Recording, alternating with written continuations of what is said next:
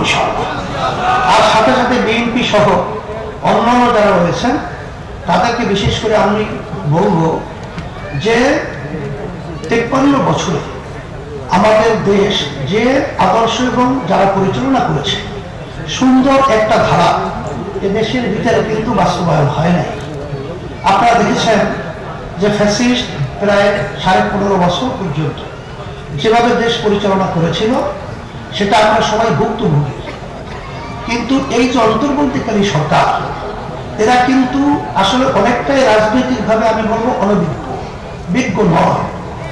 তারা আমাদের এই ছাত্র জনতা এক কথায় হাজার হাজার শহীদ হয়েছে, পঙ্গু হয়েছে, চোখ হারিয়েছে, তাদেরই কিন্তু একটা ফসল অন্তর্বর্তীকালীন সরকার। আমি ডক্টর ইউনূস সাহেবের সাথে যখন আলোচনা হয়েছিল প্রথমে আমি বলেছিলাম যে আপনার মাথায় বিষয়টা রাখতে হবে যে দেশের ভিতরে 92 জনের মতো মুসলমান বসবাস করে, এই দেশের ভিতরে এদের প্রতিনিধির দায়িত্ব পালন করে সম্মানিত ওলামায়ে কেরাম। তা আপনাদের কার্যক্রম পদক্ষেপ কথার ব্যাপারে খুব সতর্কতা থাকতে হবে, কারণ আপনারা যে জনগণের সহযোগিতার মাধ্যমে যে আপনারা সরকার পরিচালনা করছেন এত জনগণের সমর্থন নিয়ে বিগত যুগ যুগ ধরে কোন সরকার দেশ পরিচালনা করে নাই। কিন্তু তাদের কিছু কার্যক্রম প্রশ্নবিদ্ধ, যেমন ছাত্র বৈষম্য বিরোধী আন্দোলনে যারা নাকি রাস্তায় নেমেছিল এবং জনগণ তাদের সাথে একাত্মতা প্রকাশ করেছিল, সেখানে আপনারা এই যে ভারতীয় সহ কিছু উপদেষ্টা এদেরকে নেওয়ার ব্যাপারে জনগণের কিন্তু সম্পূর্ণ ভিন্নতার মত থাকার পরেও আপনারা কিন্তু বিতর্কিত উপদেষ্টা নিয়েছেন। এটা কিন্তু অত্যন্ত দুঃখজনক। তবে আমি বিএনপি সহ সকলকে আমি বলবো যে সরকার কিন্তু 3-4 মাস যেতে না যেতে আমরা বিভিন্ন পর্যায়ে রাজনৈতিক দল মাঠে ময়দানে কাজ করছি।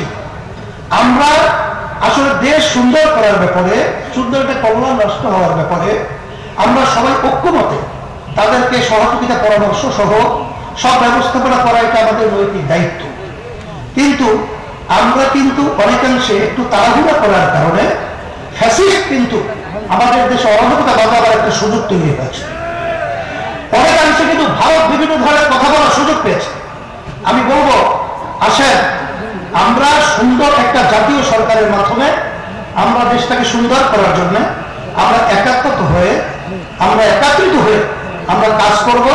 এর সুন্দর একটা পদ্ধতি হোক তাম দুনিয়া প্রায় 91টা দেশের মতো সেখানে কিন্তু পিয়ার সিস্টেম পদ্ধতি চালু রয়েছে। দেশে যে পদ্ধতিতে নির্বাচন হয়েছে এই নির্বাচনের মাধ্যমে যখন এককভাবে ক্ষমতায় থাকে তখন কিন্তু ফ্যাসিস্ট তৈরি হয়, তখন কিন্তু খুনি তৈরি হয়, তখন কিন্তু জালেম তৈরি হয়, তখন দেশের টাকা কিন্তু বিদেশে পাচার করার পরিবেশ তৈরি করা হয়।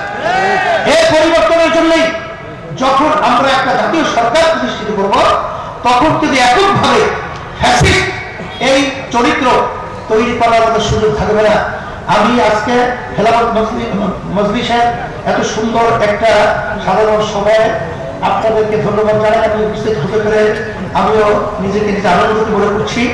আল্লাহ রাব্বুল আলামিন যেন আমাদেরকে একত্রিত হয়ে দেশ ইসলাম মানবতার পক্ষে কাজ করার তৌফিক দান করেন। সকলকে ধন্যবাদ।